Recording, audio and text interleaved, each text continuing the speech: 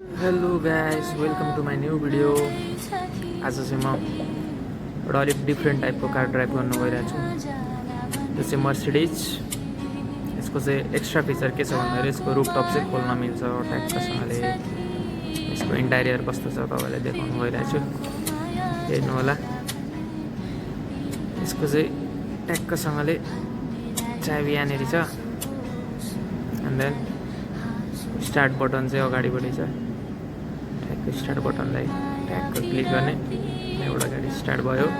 त्यहाँबाट त्यो चाहिँ ड्राइभ मोडमा हाल्ने। ड्राइभ मोड ट्याक्क अन गरे पछाडि गाडी अगाडि गयो। म जाँदैछु बेसमेन्टतिर। यो चाहिँ एकदम ओछो खालको गाह्रो छ, त्यहाँनिर स्पिड ब्रेकरमा चाहिँ छुन सक्छ, त्यही भएर बिस्तारो जाँदैछु म हुने। सर र ओह्रालो चाहिँ म मुनि जाँदैछु बेसमेन्ट 1मा।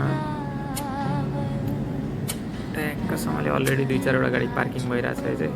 यो लाइट चाहिँ फेरि कस्तो रहेछ भने हल्का डिम अथवा अँध्यारो ठाउँतिर गयो भने चाहिँ अटोमेटिक ओपन हुँदो रहेछ। एन्ड देन ब्याक गरेर मैले चाहिँ यसको क्यामेरा फिचर चाहिँ एकदम बवाल छ क्या। साइडको बिल्डिङहरू अथवा अब्जेक्टहरू चाहिँ 3Dमा देखाइदिन्छ। यसमा पार्किङ गर्नको लागि चाहिँ अलिक इजी छ अरू गाडीहरूभन्दा। यसमा चाहिँ नोटिफिकेसन मतलब सेन्सर एकदम हाई लेभल छ क्या सेन्सरले। कतिबाट पार्किङ गर्न भने मजा हुन्छ। सो म पार्किङ गर्दैछु। Parking finish. ठ्याक्क पार्किङ फिनिस भएपछि फर्स्ट अफ अल त्यो चाहिँ पार्किङ मोड हो। अरू केही होइन, ब्रेक तान्नुपर्छ जसरी चाहिँ पार्किङमा राखेपछि भयो। यसमा चाहिँ केही गर्नु पर्दैन। अनि स्टार्ट अफ सिटदेखि